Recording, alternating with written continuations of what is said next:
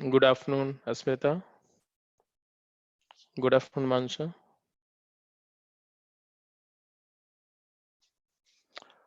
Test का result बेटा अभी डिस्कशन हो जाएगा, उसके बाद में हम भेज देंगे आपको। वैसे तो टेस्ट सबमिट हो गया होगा तो आपको तो तुरंत ही एनालिसिस तो ऑन देर एंड देयर भी हो सकता था।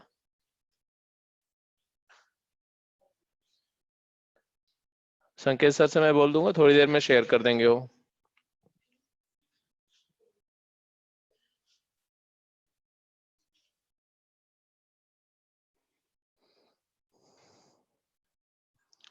तो कैसा था? How was the test? Was it difficult?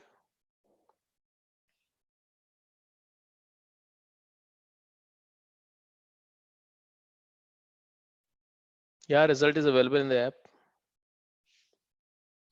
M I audible? आवाज सुनाई पड़ रही मेरी?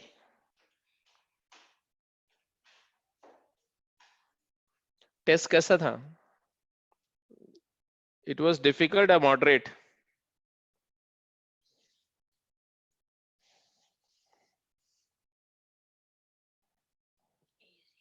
Easy, good good, fantastic.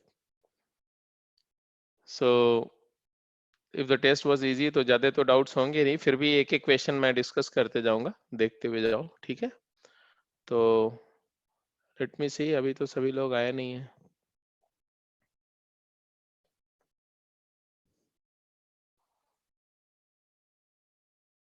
4-5 minute और वेट कर लेते हैं, तब तक एक क्वेश्चन का तुम्हारा डिस्कस कर लेते हैं। अस्मिता ने एक क्वेश्चन पूछा था।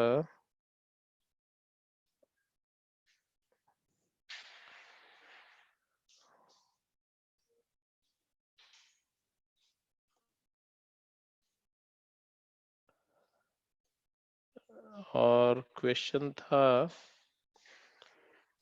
गेम की प्रॉब्लम थी, है ना?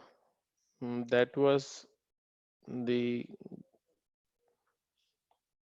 puzzle from the game.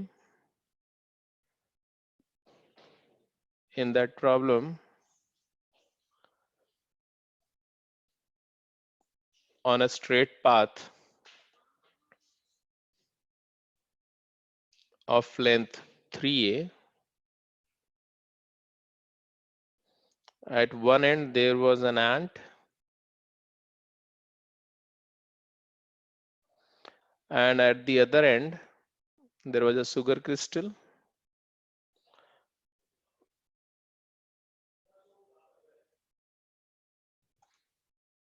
So it was something like this, right?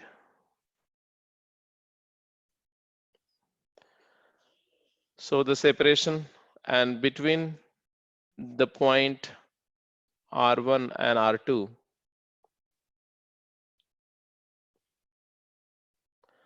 R1 is a point where the ant repellent is kept. R1 and R2 are ant repellent.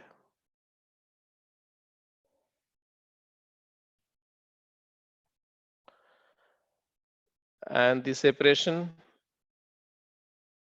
between these points is A. और इस ant repellent की क्या खास बात थी? तो aunt repellent की खासियत ये थी कि इस आंट रेपेलेंट के ए यूनिट रेडियस के सर्कल के बाउंड्री में आंट एंटर नहीं कर सकती. If the any ant enters in the boundary of this circle which is having center R1 and radius A, it will get killed. Similarly, R2 के लिए भी यही same probability, same possibility given है.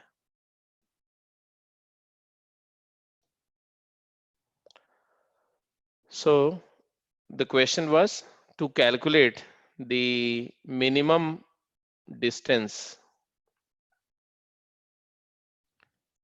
ant has to travel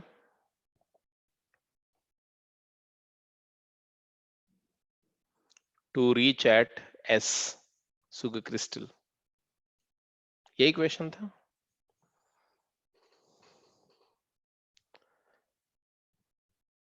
Mansha, I'm not talking of the first question. अभी मैं एक doubt discuss कर रहा था, जो टेस्ट का डाउट नहीं था, ये डाउट गेम का था। तो अस्मिता ने पूछा था, तो मैं उसको डिस्कस कर देता हूँ, उसके बाद फिर मैं स्टार्ट करता हूँ। तो देखो ऐसा है कि ये क्वेश्चन बहुत ही सिंपल है।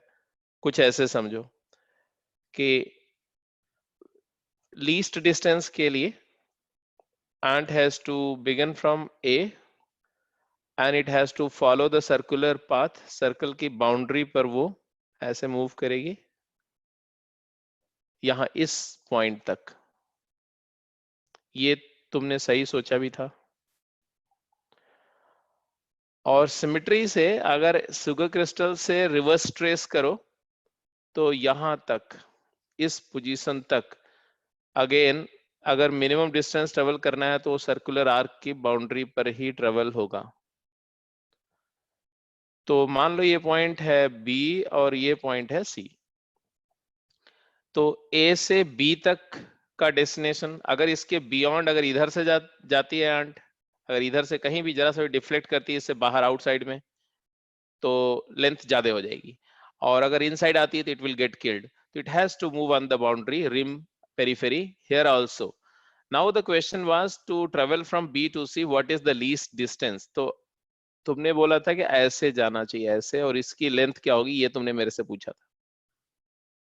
It was your suggestion. I said between 2 points, the least distance, the smallest distance is a straight path, straight line. तो जो डिस्टेंस आपने प्रपोज करी थी वो तो इससे बड़ी है ना। तो ये बी से सी इसका पाथ स्ट्रेट होगा। तो टोटल डिस्टेंस कैलकुलेट करो तो क्या आएगी। Total distance will be, radius of the circle is a, it is a quarter circle and this one is a quarter circular length, half circle. Half circle is 2 pi r divided by 2. R is here equal to a, so 2 pi a by 2, so it is pi into a plus the distance between b to c is a, and therefore the answer is a times pi plus 1. This was the answer I had given to you and this is the explanation. ठीक है। Now come to the question paper of today. तो बेटा जो question paper तुम्हारा आज का था वो क्या था, पहला क्वेश्चन क्या था। यही था फर्स्ट क्वेश्चन, देख लो एक बार। This was the first question, right.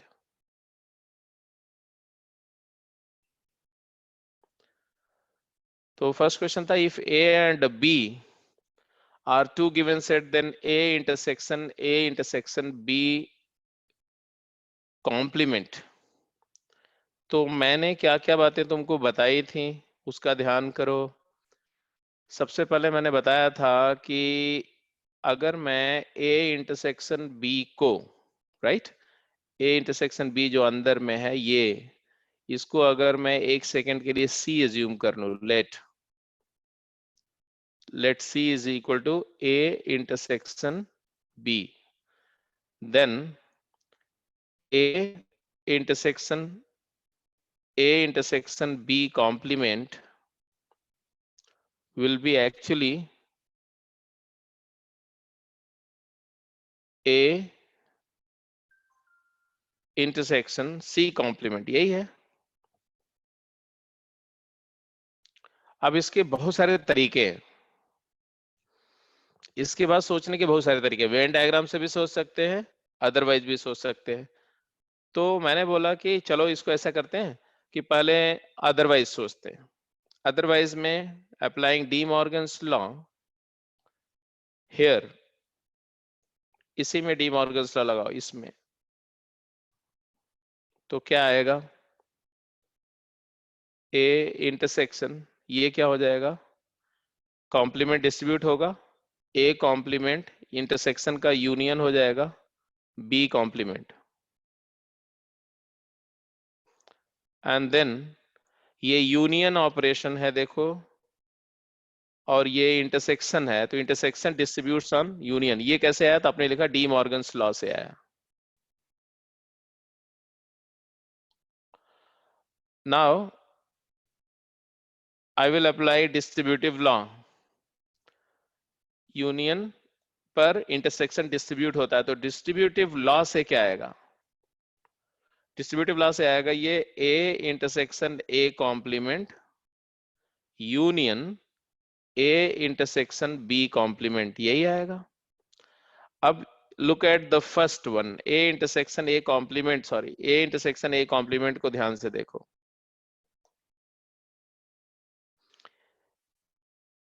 ये हो जाएगा तुम्हारा कॉम्प्लीमेंट्री और सेट में कुछ भी कॉमन नहीं होता, राइट? तो A intersection A complement is null, तो null union A intersection B bar means B complement. Now null set का किसी भी सेट के साथ यूनियन लेंगे तो वही सेट आ जाएगा, क्योंकि null set is identity element for union operation, तो you get the same A intersection complement of B, and the answer is C.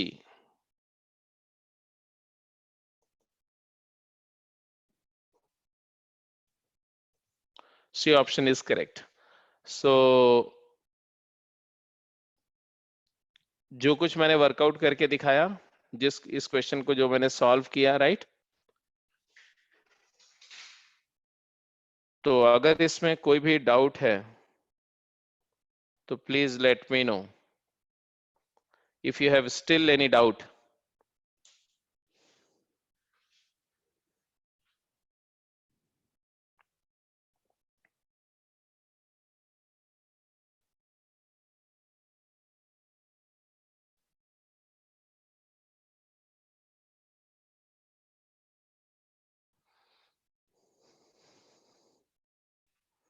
किसी को कोई डाउट नहीं है, so should I move next?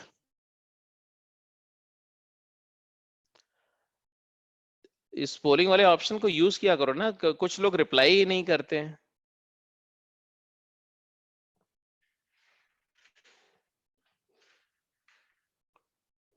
मानसा क्या क्या बता रही है? तुम्हारी बात मैं समझ नहीं पा रहा हूँ। What do you want to से?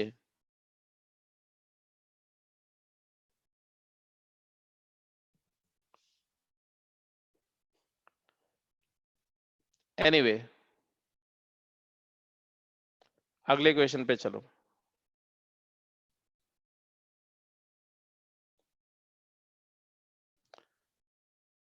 This was the second question.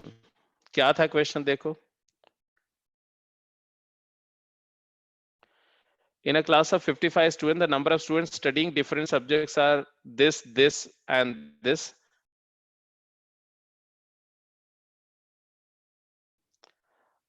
अब इस क्वेश्चन में वेन डायग्राम सबसे कन्वीनियंट वे है आंसर करने का, तो let's draw the Venn diagram फटाफट जल्दी से। Venn diagram for 3 students which are studying 3 subjects respectively,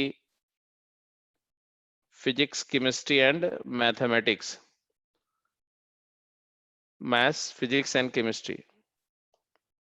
तो लेट्स से ये मैथ्स वाला सर्कल है, ये फिजिक्स का, ये केमिस्ट्री का सर्कल है, ये पूरा यूनिवर्सल सेट है। जो गिवन है number of element in the universal set is 55, total number of students, the number of students studying different subjects 23 maths, तो नंबर ऑफ मैथ्स दिया हुआ है 23, नंबर ऑफ फिजिक्स दिया हुआ है 24, number of chemistry student is 19, number of students who like maths and physics is 12 and maths and chemistry is 9। ऐसे ही number of physics and chemistry भी given है, it is given as 7 and तीनों subject में जो बच्चे हैं वो दिया हुआ है 4। तो सबसे पहले मैंने बताया था कि सबसे पहले हम वही फिल करते हैं कॉमन टू ऑल, तो ये कॉमन टू ऑल मैंने फिल कर दिया। अब इसके बाद हम क्या करते हैं, इसके बाद हम कॉमन टू 2 पे जाते हैं, मैथ्स एंड फिजिक्स का कॉमन, ये पूरा पोर्शन। तो ये पूरा पोर्शन अगर देखो, मैथ्स एंड फिजिक्स का जो कॉमन पोर्शन है वो कितना दिया हुआ है, काउंट करो फटाफट जल्दी से, क्या काउंट है उसका? तो मैथ्स फिजिक्स का कॉमन जो है वो तुम्हारा काउंट में आता है 12। तो ये पूरा 12 है, ये पूरा यहां तक 12 में 4 ऑलरेडी हो चुका है, तो 8 is the common for 8 is the number of student which are common in maths and physics but not in chemistry। अब ये सब पूछा नहीं मेरे से, लेकिन मैं सब काउंट करके निकालते जा रहा हूं, ठीक है। तो maths and physics but not chemistry 8 है। मैथ्स एंड केमिस्ट्री, मैथ्स और केमिस्ट्री का कॉमन कितना है? तो 9 है। तीनों का कॉमन 4 है, तो only maths and chemistry not in physics, तो हो जाएगा 5। तो इसको हम कैसे डिनोट करते हैं? Number of student maths and chemistry but not in physics, ये है तुम्हारा 5। एग्जैक्टली केमिस्ट्री एंड फिजिक्स का देखो, फिजिक्स एंड केमिस्ट्री 7 है, 4 तो ये हो गया 3 तुम्हारा। 3 किसका हुआ? तो number of student which are there in physics as well as chemistry but not in maths, ये हो गया तुम्हारा 3। अब जब दो दो का कॉमन की एनालिसिस हो गई है ना, कॉमन टू 2 की एनालिसिस हो चुकी है, मतलब ये हो गया और तुम्हारा ये हो गया। अब आ जाओ सिंगल सिंगल सब्जेक्ट पे, ये पूरा हो गया, ये भी हो गया। अब सिंगल सब्जेक्ट पे आते हैं। सिंगल सब्जेक्ट मतलब ओनली मैथ्स कितना है? तो ओनली मैथ्स के लिए टोटल मैथ्स कितना था? 23। और ये 5 4 9 8 17 ऑलरेडी काउंट हो चुका है, तो यहां आ गया 6, ओनली मैथ्स 6। ऐसे ओनली फिजिक्स कितना होगा? तो टोटल फिजिक्स था 24। 24 ये है तुम्हारा 12 3 15, तो ये हो गया 9 ओनली फिजिक्स। तो ये ओनली मैथ्स था, ये ओनली फिजिक्स था। और ओनली केमिस्ट्री, तो टोटल केमिस्ट्री वाज 19 5 4 9 3 12, तो ये हो गया 7, ये ओनली केमिस्ट्री हो गया। तो number of students enrolled in exactly one subject, यही पूछा गया ना क्वेश्चन में, exactly one subject, it is equal to, तो you have to sum up these three, 6 + 9 + 7 22।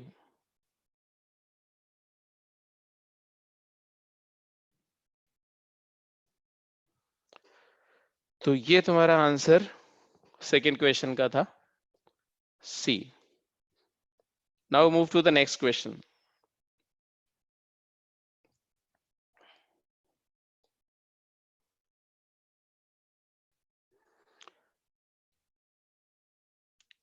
अब इस क्वेश्चन में देखो, दो कॉन्सेप्ट आपको समझना जरूरी है। पहले से बताया हुआ था, रिकॉल करना जरूरी है कि कौन सा कॉन्सेप्ट यूज होगा। तो सब्ट्रैक्शन का कॉन्सेप्ट हो रहा है यूज यहाँ पर ना, डिफरेंस ऑफ सेट्स का कॉन्सेप्ट यूज हो रहा है, राइट। डिफरेंस ऑफ सेट को जरा रिकॉल करो। तो आपने बोला था कि a माइनस बी का मतलब क्या होता है? तो a माइनस बी क्या होता है, ये मैं रिकॉल करके बता रहा हूं। This is a minus B on the Venn diagram, and it can also be written as a minus a intersection b. It is also called as a element in a set of element of a not in b, तो a and b complement। तो basically when operations की जब हम का question कर रहे होते हैं, तो ऑपरेशंस में हम a माइनस बी के बजाय प्रेफर करते हैं a इंटरसेक्शन b कॉम्प्लीमेंट, क्योंकि इंटरसेक्शन यूनियन के सारे ऑपरेशंस मैंने आपको बताए थे। तो keeping that in mind, let's try to analyze a minus b union c। It is actually a में है एंड b यूनियन c में नहीं है। b यूनियन c में नहीं होने का मतलब है कि lies in b union c बार। क्योंकि आप समझ रहे हो कि अगर मैं बोलता हूं नॉट इन b का मतलब क्या हुआ? That is element in B bar, जो एलिमेंट बी में नहीं होगा वो बी बार में होगा। एंड इसके बाद क्या करना है, तो आप देखो इसके बाद आपको देखना है कि इंटरसेक्शन डिस्ट्रीब्यूट्स, अगर यहाँ डिफरेंट ऑपरेशन है तो डिस्ट्रीब्यूट होगा, सेम ऑपरेशन होगा तो एसोसिएटिव लॉ लगेगा। तो यहाँ ये यूनियन है लेकिन डी मॉर्गन्स लॉ लगा देते हैं हम, डी मॉर्गन्स लॉ, क्योंकि कॉम्प्लीमेंट ले रहे हैं। तो डी मॉर्गन्स लॉ लगा करके क्या आएगा कि it is A intersection B complement, union का क्या हो जाएगा, इंटरसेक्शन सी कॉम्प्लीमेंट। अब इंटरसेक्शन, इंटरसेक्शन पे डिस्ट्रीब्यूट होता है, तो हम लिखेंगे A intersection B complement intersection A intersection C complement. अब ए इंटरसेक्शन बी कॉम्प्लीमेंट का मतलब होता है the element in A but not in B, A minus B, intersection A minus C. So you can check it out now.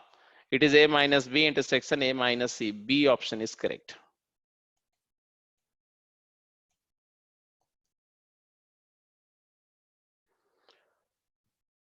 तो एक बार देख लो ये कितने लोगों को समझ में आ गया, जस्ट लेट मी नो।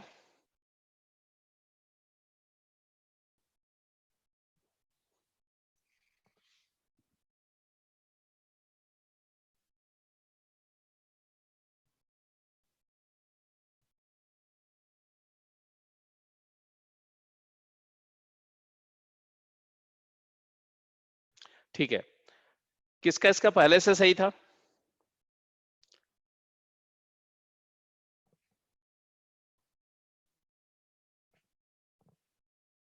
अस्मिता ये तुम्हारा ठीक था, क्वेश्चन सही हुआ था कि गलत हुआ था पेपर में?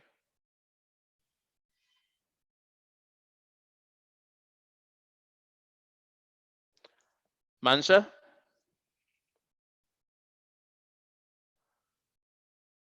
दिलनाज,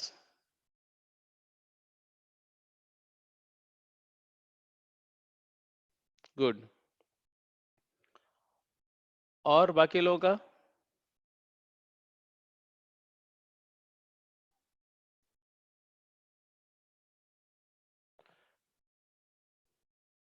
नेक्स्ट क्वेश्चन पे चलते हैं, क्वेश्चन नंबर 4 पे चलते हैं। देखो 4 क्वेश्चन क्या था, A B C are non empty set then A minus B union B minus A is, ये तो क्लियर कट पता है तुम्हें, A minus B union B minus A क्या होता है, it is A delta B. तो यू ऑल नो ये तो स्ट्रेट अवे प्रॉब्लम था, A minus B union B minus A जो होता है बेटा, इसी को हम ए डेल्टा बी बोलते हैं। और ए डेल्टा बी वही होता है जो ए यूनियन बी में से ए इंटरसेक्शन बी को आप रिमूव करते हो। ये तो प्लेन सीधी सीधी कॉन्सेप्चुअल बात थी, इसमें कुछ नई बात थी नहीं, ये बहुत डिटेल में डिस्कस हुआ था, तो आपको याद होना चाहिए था। ये मोस्टली लोगों का सही हुआ होगा, अगर आपने बिल्कुल भी ध्यान नहीं दिया होगा कॉन्सेप्ट को तो ही गलत हो सकता है। ये तुम्हारा a माइनस बी है, ओनली a जिसको बोलते हैं, a में है बट b में नहीं है। और ये तुम्हारा b माइनस a है, यूनियन करके यही जो शेडेड रीजन में दिखा रहा हूँ ये यूनियन में आएगा। और ये शेडेड रीजन क्लियर है कि यूनियन में से है ना, यूनियन तो आप देख ही रहे हो, यूनियन क्या है, यूनियन ये टोटल होता है ना, ये टोटल यूनियन में आता है। और इस पूरे यूनियन में से क्या हटा दो, तो ये इंटरसेक्शन अगर हटा दिया जाए, ये वाला पोर्शन, तो आ जाएगा वही जो आप चाहते हो। ये तो यूनियन में से इंटरसेक्शन हटा दो तो यही आ जाता है। तो इसका आंसर क्लियर है जी, A union B minus A intersection B. C is the correct answer. Next question.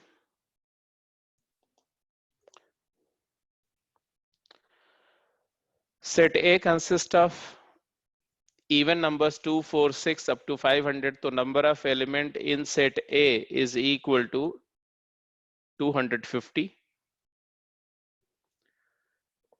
Set B consists of elements of those elements of A which are multiples of 3. Since elements of A are multiples of 2, ये जो element इसके हैं ये 2 के type के element है, और B के एलिमेंट 3 के मल्टीपल होने चाहिए, तो A के एलिमेंट 2 के ऑलरेडी मल्टीपल है, उनको 3 का मल्टीपल होने पे इसके एलिमेंट 6 के मल्टीपल के फॉर्म में होंगे. तो this will be of the type 6k. K is a natural number and K की वैल्यू मैक्सिमम क्या हो सकती है, तो 500 तक ही जा सकते हैं हम. तो 6 का कौन सा लार्जेस्ट मल्टीपल होगा जो 500 को एक्सीड ना करे, तो 500 by 6 करके देख लो.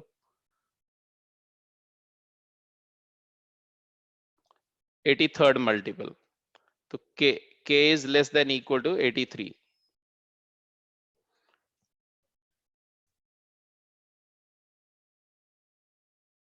(498) हो जाएगा ना लास्ट एलिमेंट.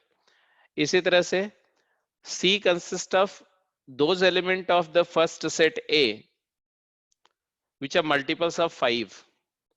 तो 5 का मल्टीपल है और ये सारे 2 के मल्टीपल है, तो एक्चुअली 10 के मल्टीपल है, तो इसके एलिमेंट जो है 10 के टाइप के होंगे. एंड 10 के टाइप के एलिमेंट हैं तो K नेचुरल नंबर है, तो K मैक्सिमम क्या हो सकता है, तो 50.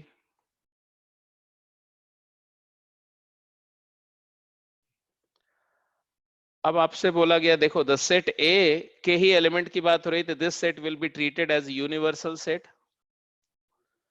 And you're asking number of B intersection C complement. So it is number of universal set A minus number of element B intersection C. Number of elements in A.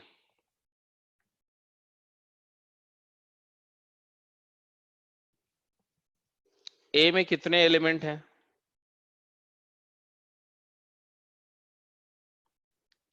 तो A के element अगर देखो तो कितने हैं, 250. B intersection C में कितने element हैं, तो B के एलिमेंट कौन है, जो 6 के मल्टीपल है. C के एलिमेंट कौन है, जो 10 के मल्टीपल्स हैं. तो B इंटरसेक्शन C के एलिमेंट कौन है, जो 6 और 10 दोनों के मल्टीपल्स हैं. ऑब्वियसली 30 के मल्टीपल्स हो गए. 6 और 10 का एलसीएम क्या हो गया, 30. तो 30 टाइम्स K टाइप के जो एलिमेंट होंगे, जिसमें K is natural number and K की वैल्यू मैक्सिमम होगी, K is less than equal to, तो 16, because 30 into 16 is 480. 17th multiple जो 30 का होगा वो 510 हो जाएगा, which is outside of this set, doesn't lie in A. So finally 250 में से कितने एलिमेंट आए इसमें, 16 एलिमेंट आए, तो माइनस कर दो तो कितना आ जाएगा, 234. 234 was the answer for this. तो इसके क्वेश्चंस को देख लेना था. इसमें मेरे पास जो है इसमें ऑप्शंस इसके मेंशन नहीं है, तो सी ऑप्शन में 234 रहा होगा आपके उसमें.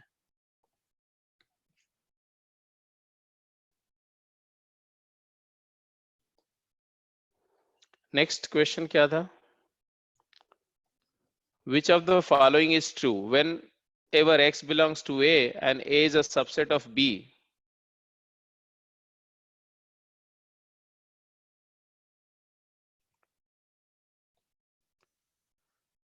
Then X belongs to B. X A का एलिमेंट है और A B का सबसेट है, तो X B का, इसका मतलब क्या हुआ जी,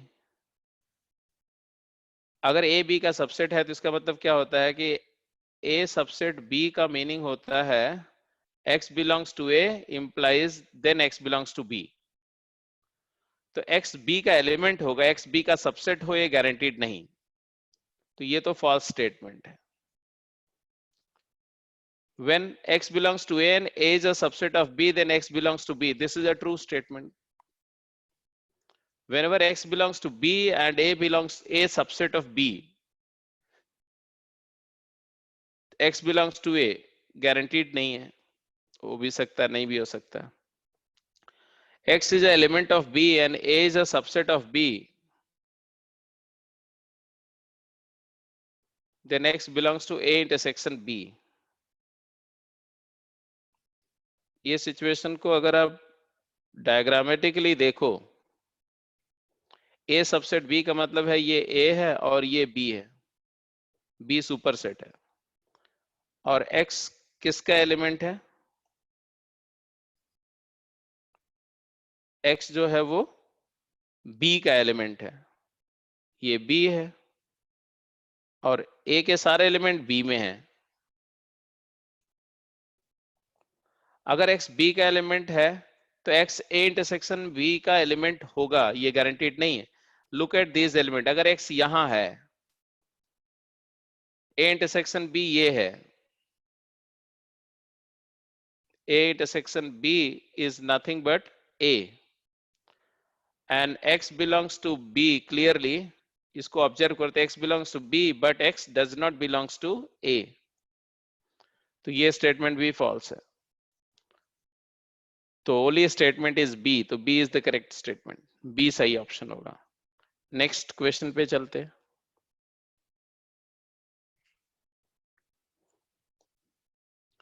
सेवेंथ क्वेश्चन तो स्ट्रेट फॉरवर्ड था जी. Number of A union B is equal to number of A plus number of B minus number of A intersection B. Number of A union B given as 20, number of A is given as 10, number of B is given as 12, and number of A intersection B count कर रहे हैं, मान लो X है. Let number of A intersection B be X. तो आ गया X is equal to 2. 22 minus 20, that is equal to 2. So C is the correct option.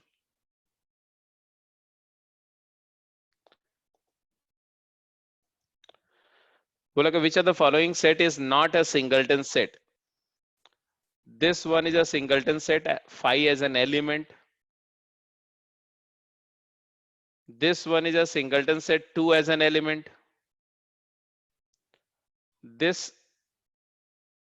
one is a singleton set having a set consist of 1 2 as an element. एक set है जो इसका element है, तो ये भी सिंगलटन सेट है.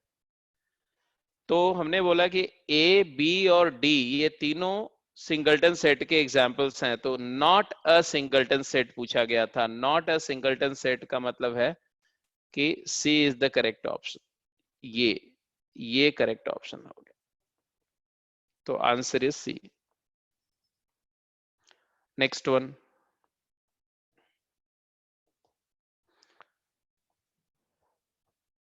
Number of A दिया हुआ, नंबर ऑफ ए माइनस दिया हुआ, number of B minus A दिया हुआ, number of A union B पूछा है. तो number of A union B क्या होता है बेटा? Number of A union B होता है number of A plus number of B minus number of A intersection B. और अगर मैं बोलूं it is number of A minus number of A intersection B plus number of B, तो चलेगा?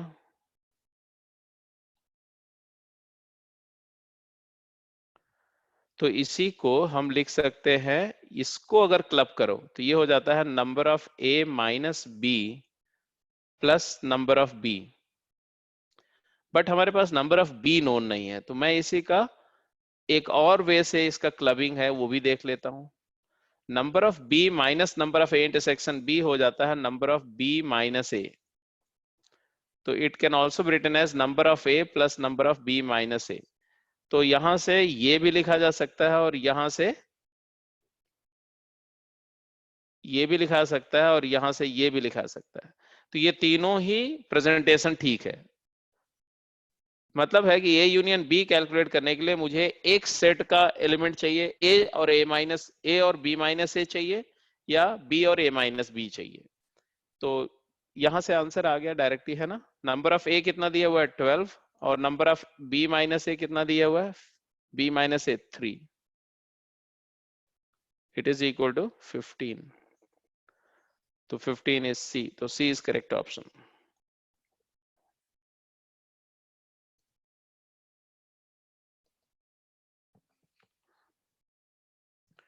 Next,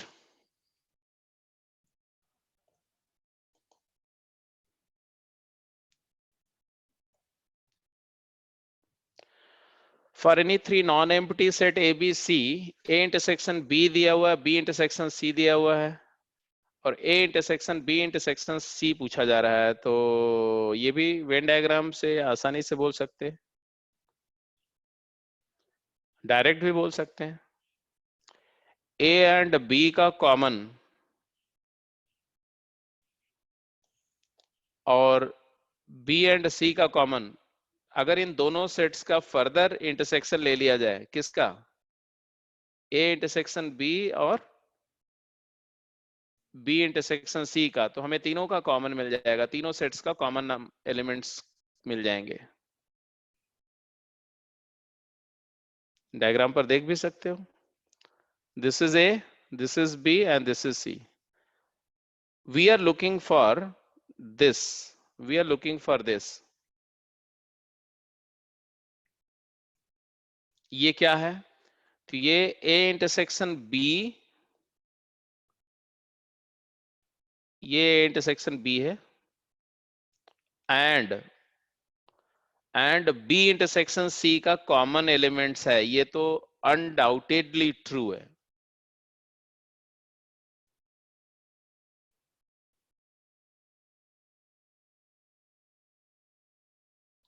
इन दोनों का कॉमन है, तो आंसर आ गया। क्या आएगा, तो दोनों में कॉमन क्या है ये देखना है, ये बी सी डी और ये ए बी सी में कॉमन क्या है, बी एंड सी, तो आपने लिख दिया बी एंड सी, ए यहां पर डी, तो बी एंड सी, तो आंसर आ गया B is the correct option.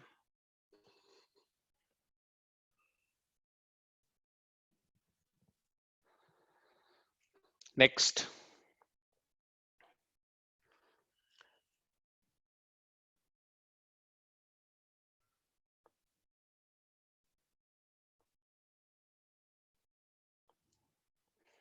Simple है, if number of A intersection B B x, तो number of A union B का कॉम्प्लीमेंट क्या है,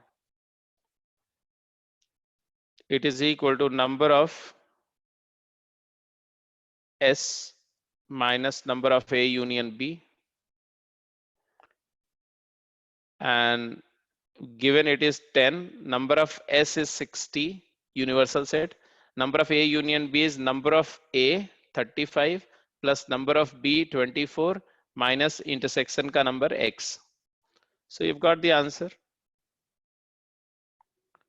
10 is equal to 60 minus 59, 35 plus 24 plus X. So X is equal to 10 minus 1 9, तो ये भी हो गया।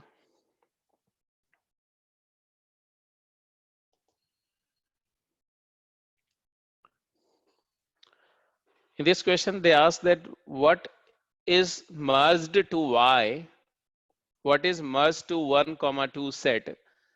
In order to make this, तो 1, 2 में 1, 2 में किस सेट का यूनियन लेके ये बनाया जा सकता है, तो ये तो कंफर्म है कि 1, 2 में एडिशनल एलिमेंट कौन से आ रहे हैं, 3, 5, 9, तो मिनिमम ये तीन एलिमेंट तो चाहिए ही चाहिए।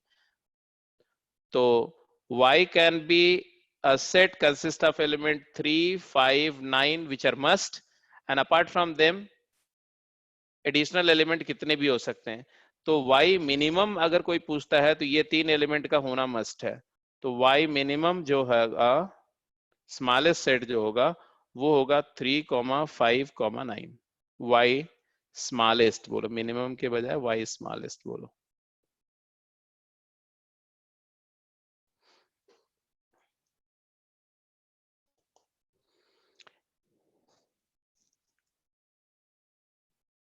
ये भी सिंपल ही था। In a group of 65 people, 40 like cricket, 10 like both cricket and tennis. The number of persons liking tennis only, not cricket. तो सिंपल वेन डायग्राम का एक लाइन का क्वेश्चन था, सबका हो गया होगा।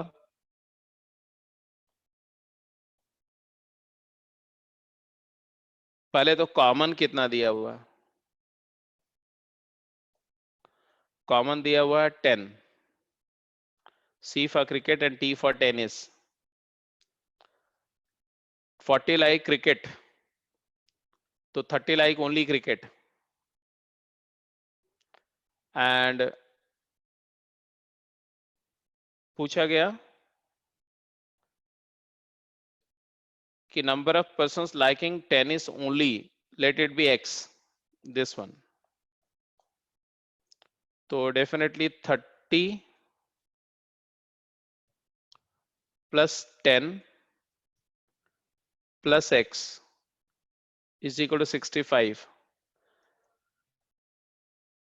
and therefore X is equal to 65 minus 40 is 25. Here it is assumed that no such person is there in the group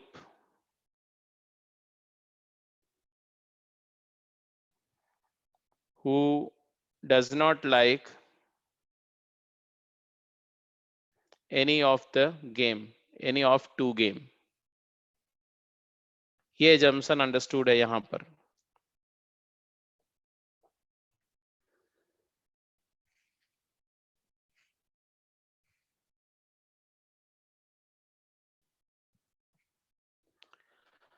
fourteenth question straight away था कि एम्प्टी सेट कौन सा है। तो फर्स्ट सेट रियल नंबर्स का set है, x can be 1 or -1, it consists of 2 element। Second real number का set है, रियल नंबर का square x square is always greater than equal to 0, जिसमें 1 ऐड करके 0 नहीं आ सकता, तो ये एम्प्टी सेट है। बात यहीं खत्म हो गई।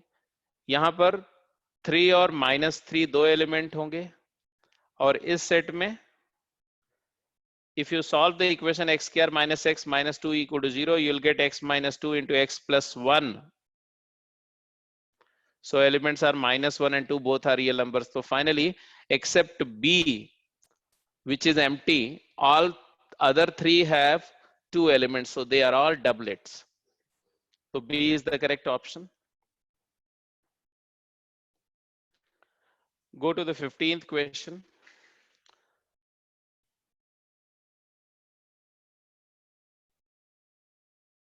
A complement, what is a complement? If you figure out here, it consists of element of universal which are not in A। It contains 0 and 1, 2 elements। Now 0 belongs to A complement, true।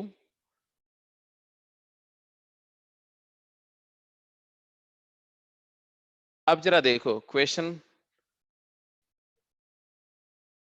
1 belongs to A complement, ये भी true है। Singleton 0 is a subset of A complement, true है। null set is a subset of A complement, true है। singleton 1 is a subset of A complement, true है। and 0,1 is a subset of A complement, true है। इतनी सारी बातें मैंने बताई, ये सब ट्रू है ना, क्योंकि इसके 4 सबसेट्स हैं, ये चारों सबसेट मैंने मेंशन कर दिए, एलिमेंट 2 हैं ये भी मेंशन कर दिया मैंने। only because in the options they are talking about the subset and element of A complement, so it's clear that क्या ऑप्शन सही क्या गलत है। सिंगलटन 0 एलिमेंट है इसका A complement का, कतई नहीं से, तो सीधे स्ट्रेट फॉरवर्ड गलत है।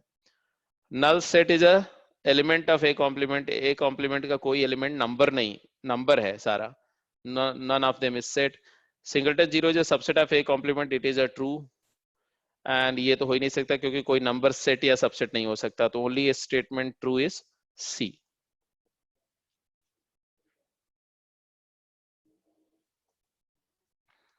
Number of subsets of A which are super set of B. तो अब देखो, अगर मैं बोलता हूं कि P is a subset of A, तो दिया हुआ है कि P has to be super set of B। इसका मतलब है कि X belongs to B implies X belongs to P and X belongs to P implies X belongs to A। तो P सेट में कौन से एलिमेंट होंगे? तो P सेट के एलिमेंट आएंगे कहां से? The set P is constructed by elements of A and P must always have 1 and 3 as element, so that this statement remains true. Keeping that in mind, P की बात करो तो P में दो एलिमेंट तो कंपलसरी हो गए। कौन? 1 और 3, ये दो एलिमेंट तो P में होने ही होने चाहिए। इन दो के अलावा P में क्या क्या हो सकता है? तो कुछ भी हो सकता है अदर देन दीज टू। इनके बारे में तो कंफर्म है कि 1 एंड 3 होंगे। इसके अलावा जो एलिमेंट हैं वो 1 एंड 3 को स्ट्राइक ऑफ कर दो तो रह गए दो एलिमेंट। P के एलिमेंट आएंगे कहां से? A से आएंगे। तो ये दो एलिमेंट है 2 एंड 4, एक एलिमेंट 2 है, एक एलिमेंट 4 है। अब आपकी मर्जी है कि इन दोनों एलिमेंट में से कितने एलिमेंट आप रखना चाहते हो, कितने नहीं। तो व्हाट आर दी पॉसिबिलिटीज? हो सकता है आपने दोनों के दोनों रिजेक्ट कर दिए, तो आपका P जो है वो क्या हो जाएगा? ओनली 1,3। अगर आपने 2 को यस बोल दिया, इसको नो बोल दिया, तो P हो जाएगा 1 2 3। ये भी पॉसिबिलिटी है। ये P भी क्या है? B का subset. B is a subset of P and P is a subset of A। अगर आपने 4 को ले लिया और 2 को छोड़ दिया तो आ जाएगा 1 4 3। 1 एंड 3 तो रहेगा ही रहेगा। और अगर आपने दोनों को ले लिया तो आ जाएगा 1 3 1 2 3 4। तो P के लिए 4 पॉसिबिलिटीज होंगी। P ये भी हो सकता है, ये भी हो सकता है, ये भी हो सकता है, ये भी हो सकता है। ये चारों A के सबसेट्स हैं और ये चारों B के क्या है? सुपर सेट्स हैं। तो clearly there are 4 such subsets of A which are superset of B. Let's move to the next problem. Given A and B are two sets such that A has 12 element, B has 17 element, A union B has 21 element, then number of element in A intersection B. I don't think it's a difficult one.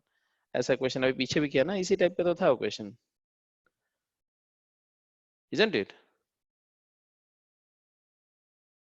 अरे वही simple straight away principle of inclusion exclusion पर number of A union B is equal to number of A plus number of B minus number of A intersection B. बस और क्या।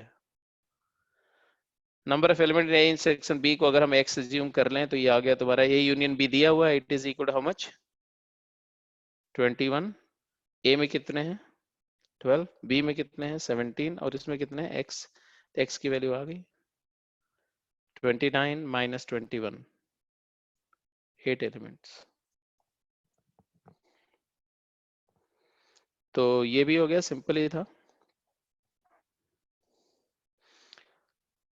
तो ये question था एक कि A B C be the sets having number of element in their respective portion as shown below.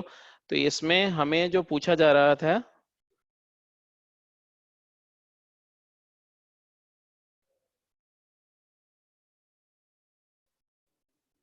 ये question incomplete सा लग रहा है। इसका क्या क्या दिया हुआ है? एन ए दिया हुआ है, एन बी दिया हुआ है, A union B union C दिया हुआ है, ऑप्शंस है नहीं, तो एक बार चेक कर लेना, इसमें ज्यादा कुछ तो है नहीं।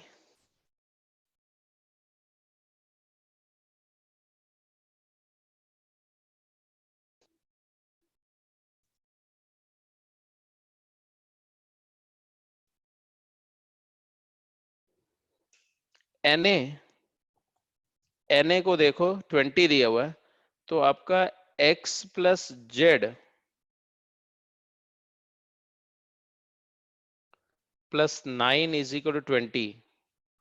तो यहां से आपको मिल जाएगा x प्लस जेड की वैल्यू 11 आ जाएगी। This is one equation. और एन बी दिया हुआ है, एन बी क्या है, x प्लस 15, this this and this if you add, it is equal to 22। तो यहां से x की वैल्यू आ जाएगी कितनी, 7। एंड देयरफॉर ये वैल्यू यहां डाल दो तो z की वैल्यू आ जाएगी 4। और फिर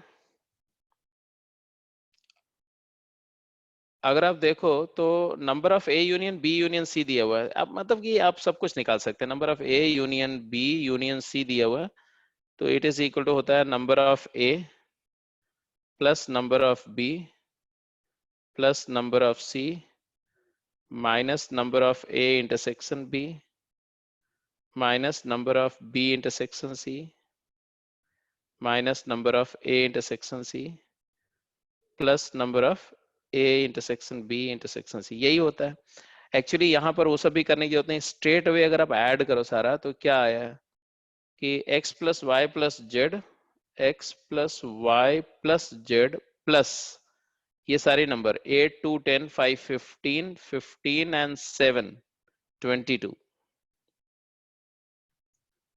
ये टोटल है A union B union C. In fact यहाँ लिखो लेफ्ट हैंड साइड में x प्लस वाई, एक्स कितना है 7, y कितना है हमें चाहिए, तो x है 7 और y है अननोन, z है 4 और प्लस 22 ये है लेफ्ट में। और राइट साइड में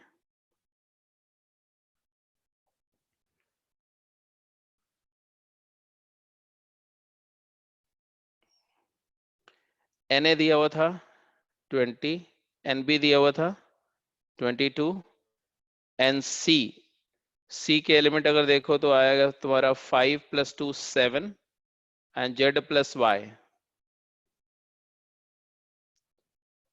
तो Y 7 प्लस Y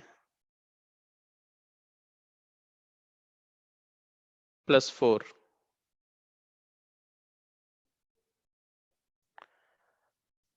ऐसे ही A intersection B is x plus 2, x is 7, 7 plus 2 9, and B intersection C, z plus 2, z is 4 तो 6, C intersection is 7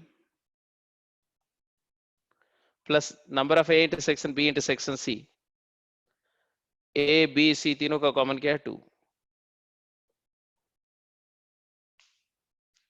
अब इसमें आपको चेक ये करना होगा, अब इस बेसिकली इसमें क्या कैलकुलेट करना था चेक करना। मुझे इसमें स्क्रीन पर जो मेरे क्वेश्चन है ये पेस्ट करने में कुछ इश्यू है, तो वहां से इंफॉर्मेशन कलेक्ट हो जाएगी जो जो आपसे पूछा गया था।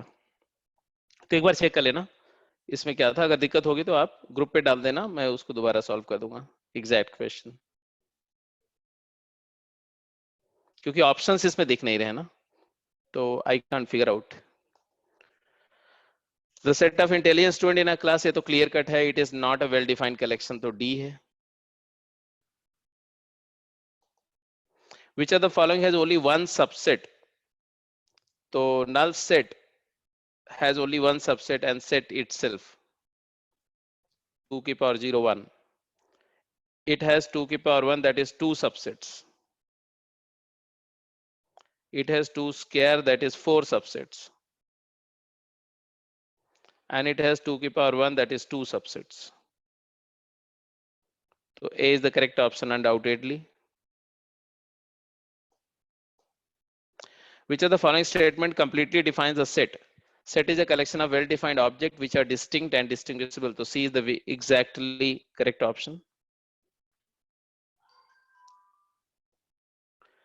The empty set is represented by, empty set को हम Greek alphabet 5 से भी represent करते हैं और empty bracket से भी represent करते हैं. तो 1 and 3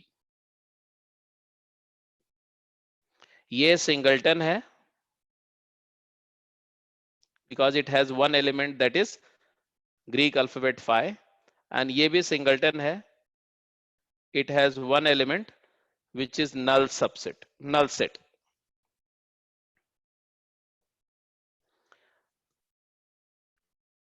x 5 से छोटा 7 से बड़ा, डेफिनेटली ऐसी कोई नेचुरल नंबर नहीं होगी तो नल है. y is a point common to any two parallel line, तो ये भी नल है. तो identify the null set from the following. Both 1 and 2 are null sets.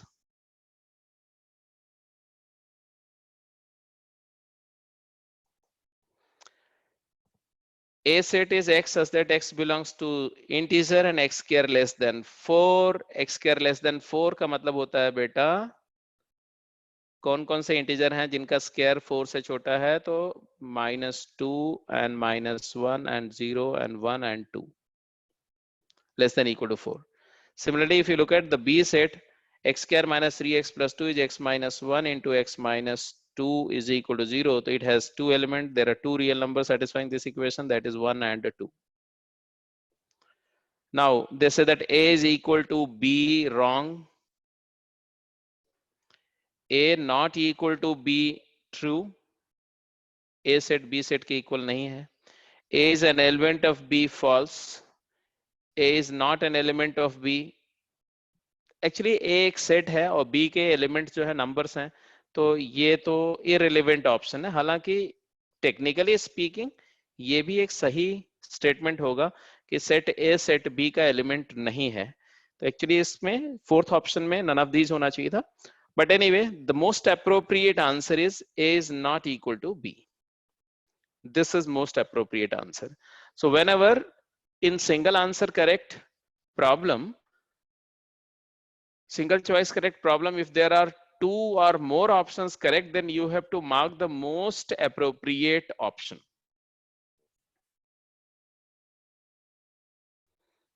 And lastly, ये डेफिनेशन है एलिमेंट की और n के बारे में दिया है नेचुरल नंबर 1 से 5. तो n 1 है तो पहला एलिमेंट आ जाएगा 1 by 1, दूसरा एलिमेंट आ जाएगा 1 by 3, तीसरा आ जाएगा 1 by 5, चौथा आ जाएगा 1 by 7 and then 1 by 9. These are the element of the set B. So the B equals 1, 1 by 3, 1 by 5, 1 by 7, 1 by 9. C is the correct option. So this was about the test जो आपने आज जिस test को आपने appear किया.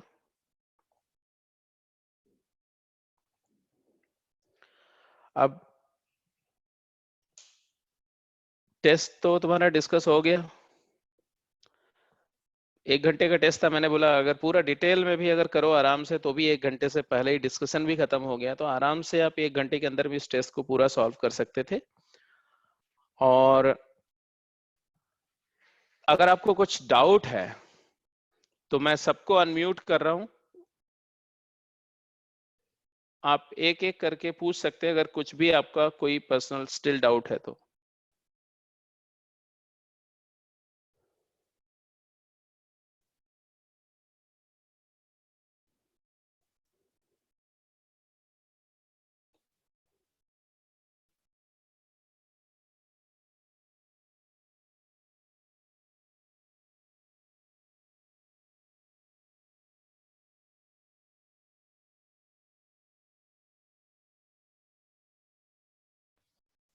Hello,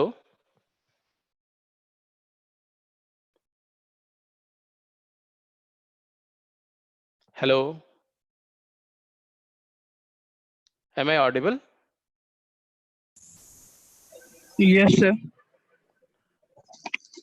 तो जिसको भी अगर कुछ पूछना होगा तो अपने आप को अनम्यूट कर लेगा. अदरवाइज म्यूट ही रहने दो। जिसको अगर कुछ भी पूछना है तो अपने आप को अनम्यूट कर लो और आप बात कर सकते हैं, because we are done with the test analysis. तो क्वेश्चन सारे क्लियर हो गए ना?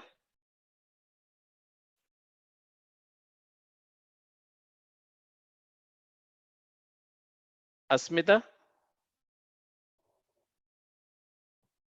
बेटा, आप अपने आप को अनम्यूट कर सकते हो। अनम्यूट करके अगर कुछ बोलना है तो बोलो।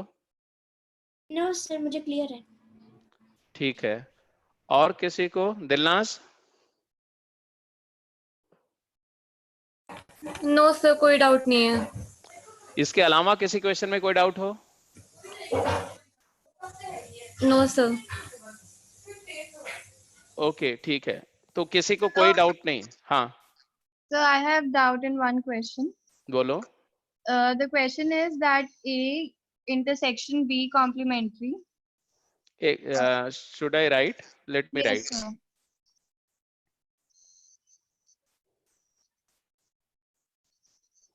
A intersection B complementary, yes. And whole complementary. A intersection B Complementary. complement Whole a whole complementary. complement, yeah. Union. Union, yes. B intersection C Union B intersection C, yeah. is equals to A complementary union B. ठीक है ठीक है, तो इसमें doubt क्या है बेटा? This. अच्छा ठीक है, देखो Please explain. ठीक है। अब देखो कि ये जो फर्स्ट पार्ट है ना, इसका पहला वाला सेक्शन देखो, इसमें इंटरसेक्शन ऑफ टू सेट्स का कॉम्प्लीमेंट ले रहे हैं, तो will apply De Morgan's law, and De Morgan's law will distribute C, complement distribute होगा, but in the process intersection become union. तो ये बन गया A complement union B double complement. तो आपको पता है कि B डबल कॉम्प्लीमेंट जो होता है, B कॉम्प्लीमेंट का फिर से कॉम्प्लीमेंट लेते हैं तो B आ जाता है, राइट? तो आ जाएगा ये, और यूनियन B इंटरसेक्शन C। यहां तक बिल्कुल ठीक है? यहां तक अंडरस्टूड? Yes, sir. ओके, अब इसके आगे देखो, इसके आगे B इंटरसेक्शन C को मैंने आपको बताया था कि जो दो सेट्स का इंटरसेक्शन होता है वो दोनों का सबसेट होता है ना? जैसे अगर आप बोलते हो B इंटरसेक्शन C, तो B इंटरसेक्शन C B का भी सबसेट है और B इंटरसेक्शन C C का भी सबसेट है। ये भी आई थिंक आप सबको क्लियर होगा। Yes, sir. तो अब थोड़ा ध्यान से देखो तो बात खत्म हो गई। ये B है, ये C है, ये जो है B इंटरसेक्शन C है, तो हम बोल रहे हैं कि B intersection C is actually subset of B, and therefore ये जो B इंटरसेक्शन C है ना, एक सेकंड के लिए मैं इस पूरे ब्रैकेट वाले सेट को कुछ D सेट बोल रहा हूं।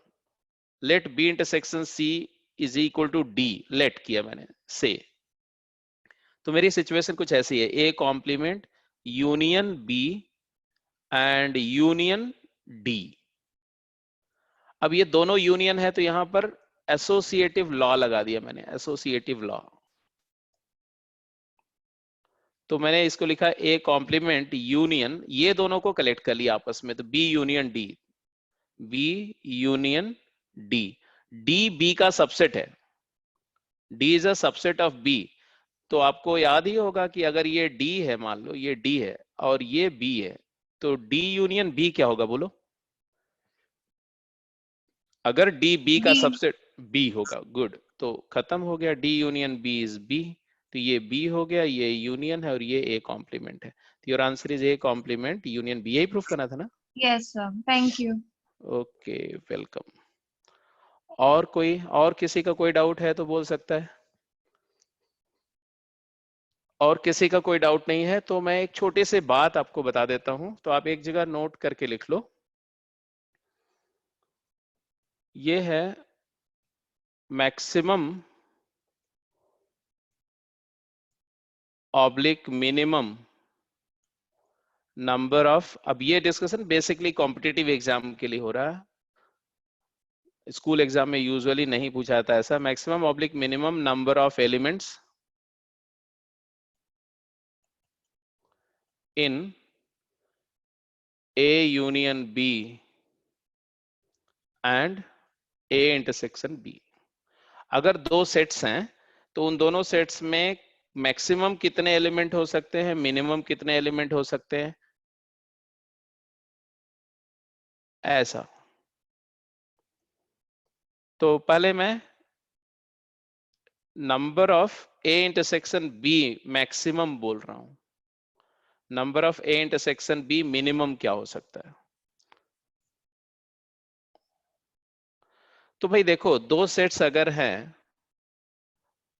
तो उनमें मिनिमम नंबर कितने कॉमन हो सकते हैं element, what is the minimum number of common element.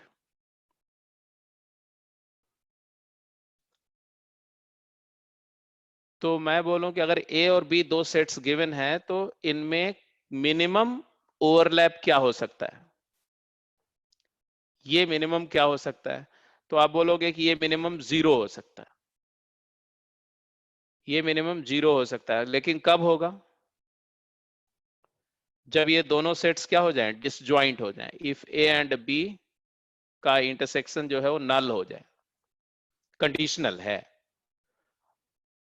अगर ए और बी का इंटरसेक्शन नल हो जाएगा तो मिनिमम कॉमन जो है कॉमन हो जाएगा नल 0, तो नंबर ऑफ एलिमेंट कॉमन क्या हो जाएंगे, 0 हो जाएंगे। बट ये हमेशा पॉसिबल नहीं होगा। जैसे एक सिचुएशन देखो, इन a class of 100 students, 60% like maths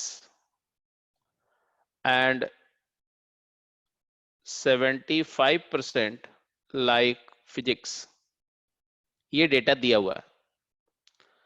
then ये मैथ्स के लिए हम सेट अगर m यूज कर रहे हैं या a यूज कर रहे हैं a, और फिजिक्स के सेट को हम b सेट से डिनोट कर रहे हैं, तो number of a intersection b minimum क्या होगा।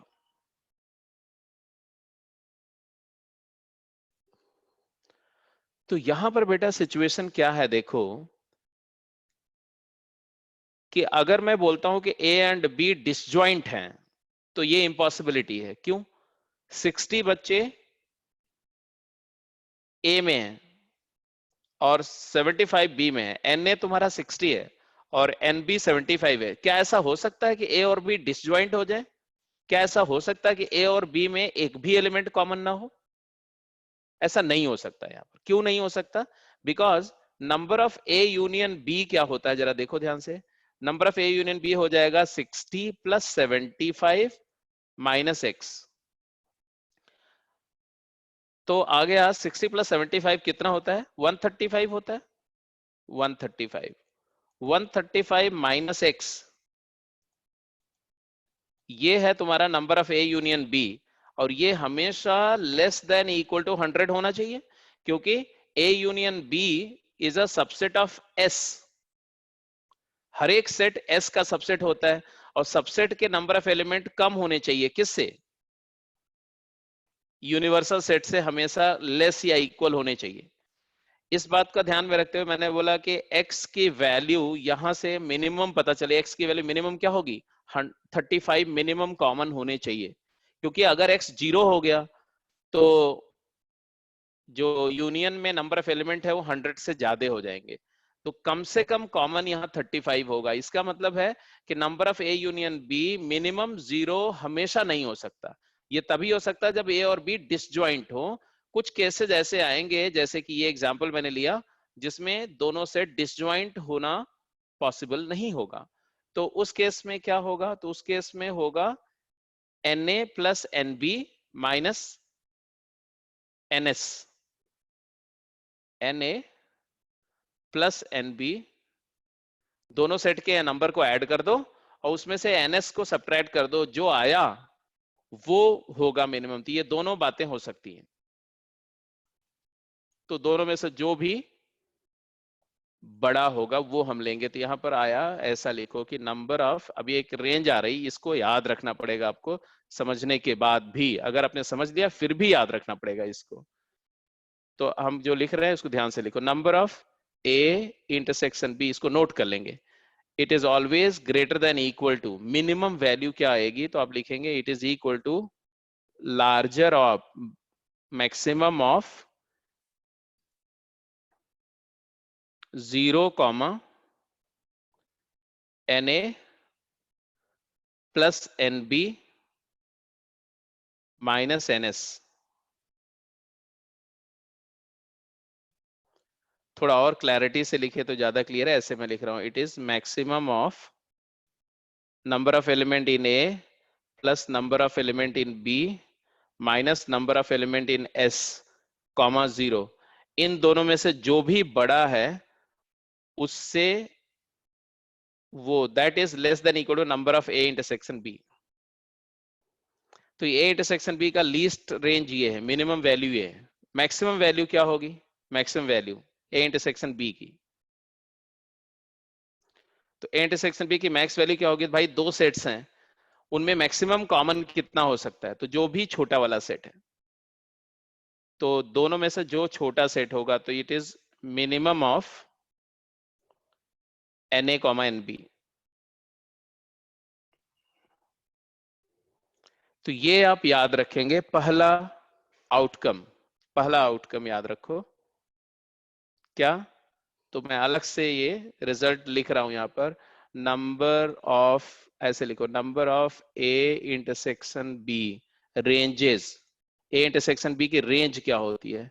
It is always less than equal to minimum of the cardinal number of two sets Na, Nb, and it is always greater than equal to maximum of 0, excess of Na plus Nb over Ns। ये तो intersection की range आ गई। जैसे पिछला जो question था, in last question जो मैंने दिया था, number of A intersection B की रेंज क्या आई? तो 60, 75, 135 माइनस 100। तो ये तुम्हारा ये वैल्यू आ गई थी उस क्वेश्चन में 35, और 35 और 0 में बड़ा कौन? तो 35। तो इस केस में हमारा 35 आया, तो 35 से बड़ा 35 मिनिमम कॉमन हो सकता है, और मैक्सिमम कॉमन क्या हो सकता है? तो 60 और 75 में 60।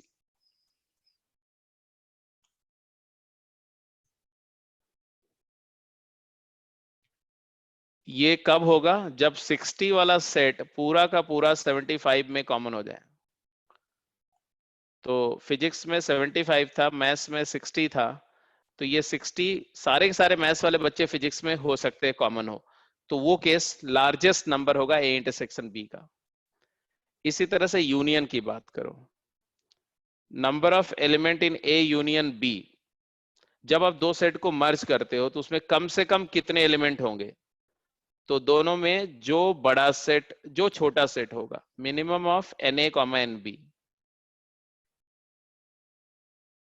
जैसे पिछले क्वेश्चन में ए यूनियन बी मिनिमम क्या हो सकता है? 75।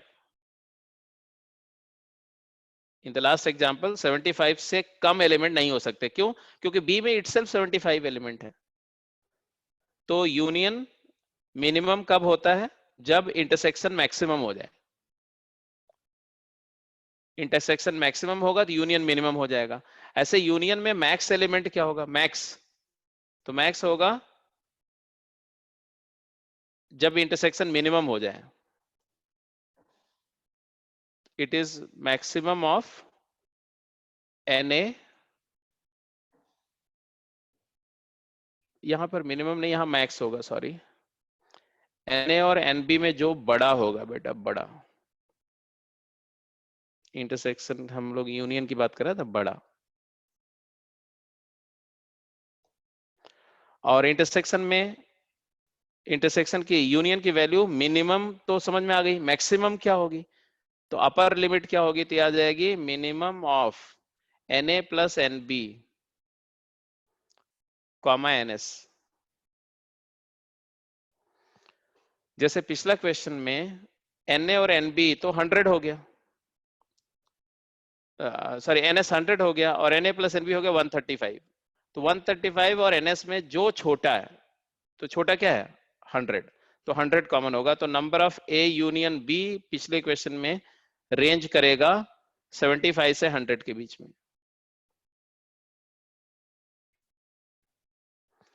तो ये दो फॉर्मूले मैंने आपको बताए और ये दोनों बहुत ही इंपॉर्टेंट हैं अगर ऐसी प्रॉब्लम्स को जो थोड़ी रिलेटिवली ज्यादा टफ होंगी। तो ये दोनों फॉर्मूले याद रहने चाहिए, इस पर थोड़ा और सोचो, ठीक है। और अगर क्वेश्चंस को करो, अगर कहीं पर डाउट आया तो इसको फिर से भी पूछ सकते हो। ऐसा नहीं है कि इस बात को मैंने डिस्कशन कंप्लीट कर लिया तो खत्म हो गई बात, ऐसी बात नहीं है। जैसे एक क्वेश्चन मैं दूं उसका आंसर करो। If out of thousands people surveyed,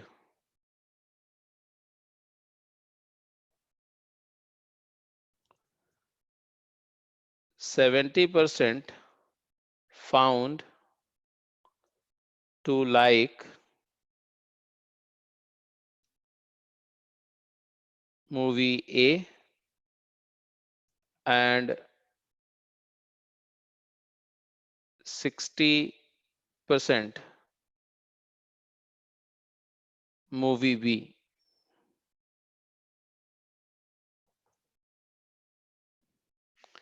Then find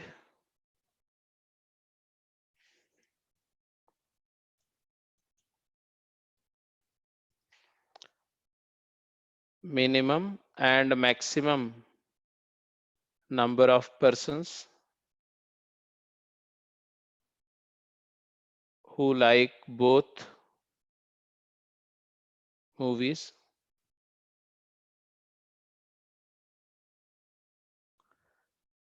Minimum and maximum number of people who like at least one of movie A, B. अब ये क्वेश्चन है, इसका आंसर कर दो। अब इसको मेरे साथ वर्कआउट करो। देखो क्या है कि पहले हम पहले वाले पार्ट की बात करते हैं जिसमें हम बोथ मतलब इंटरसेक्शन की बात कर रहे हैं, ए इंटरसेक्शन बी। तो हमें एक बात पता है कि number of A plus number of B minus number of A intersection B is equal to number of A union B, and number of A union B is always smaller or equal to number of S. ऐसे सोचना चाहिए because we know this. अब जो जो given है उसको लिखते जाओ। नंबर ऑफ A 70% मतलब 700। नंबर ऑफ B 60% मतलब 600।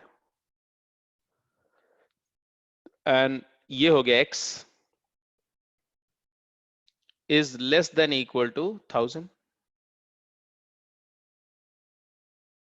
क्योंकि यूनियन कितना है तो पता नहीं है, बट टोटल कितने ये मालूम है। और यूनियन टोटल का सबसेट होता है, इसलिए यूनियन का नंबर ऑफ एलिमेंट टोटल से तो कम होना चाहिए।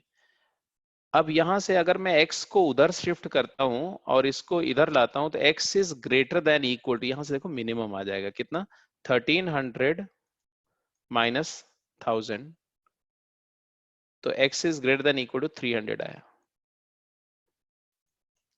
फार्मूले से जाओ तो फार्मूला बोलता है कि Na plus NB minimum value अगर इंटरसेक्शन की चाहिए तो क्या बताया गया, Na प्लस NB का एक्सेस NS के ऊपर कितना है ये देख लो। तो 1300 माइनस 1000 कितना एक्सेस हो रहा था, 300।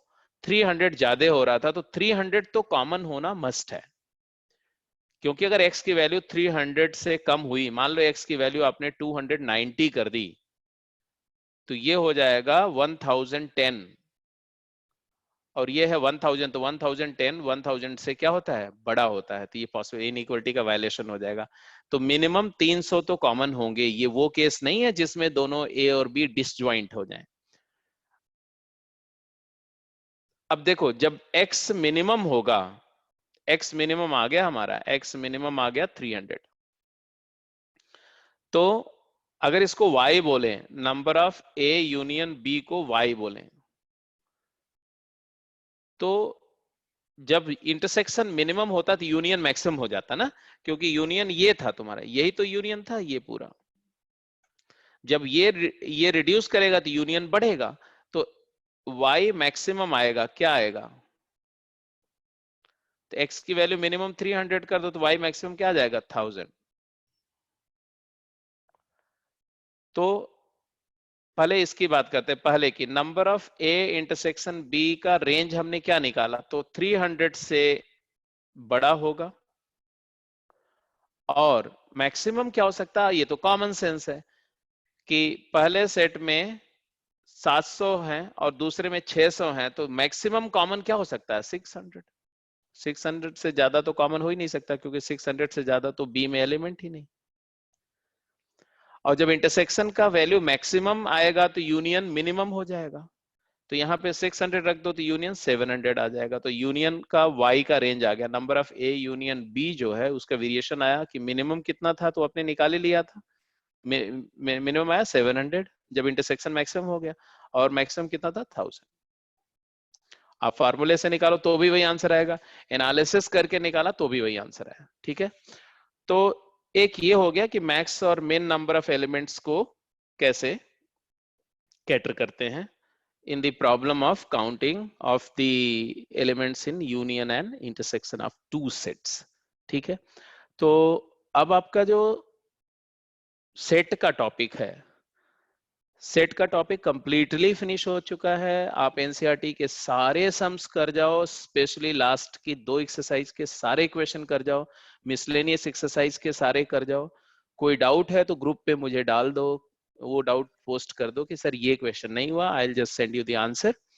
और इंटरवल्स का कॉन्सेप्ट मैंने बता दिया था, तो सब कुछ हो गया, every line of the first chapter is over.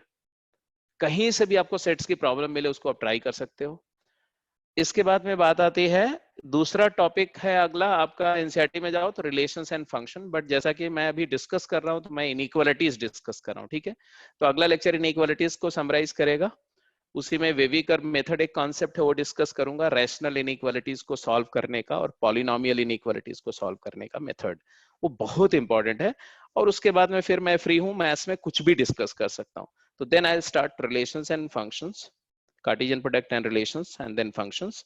और उसी के साथ साथ में एनसीईआरटी के कुछ और छोटे छोटे टॉपिक्स हैं, जैसे कि principle of mathematical induction, inequality in 2 variables, तो ये 2 टॉपिक भी बीच में ही अगले 2 वीक में मैं कवर करूंगा। तो हमारा टारगेट होगा कि नेक्स्ट 2 वीक, नेक्स्ट 15 या 20 डेज में हमारा टारगेट होगा कि फंक्शंस तक कंप्लीट हो जाए चीजें,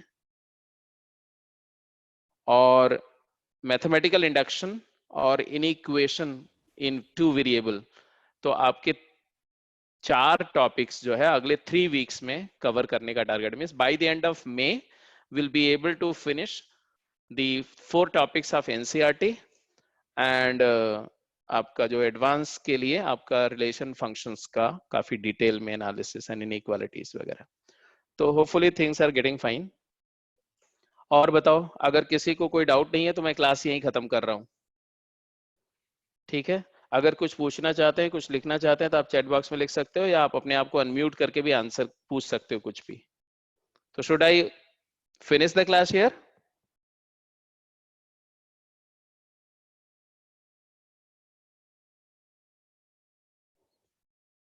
Okay.